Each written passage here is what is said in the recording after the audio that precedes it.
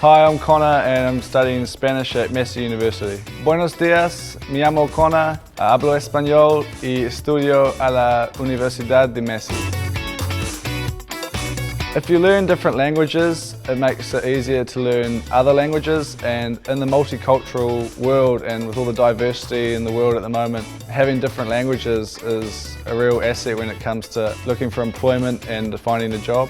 When studying a language, you don't only learn the language, you learn about the culture and the tradition of different countries where the language originates from. So with myself studying Spanish, you don't just learn about Spanish culture, you learn about South American culture as well. I've travelled to Chile and South America. There's a really eye-opening opportunity just to be immersed in a different culture and a different language.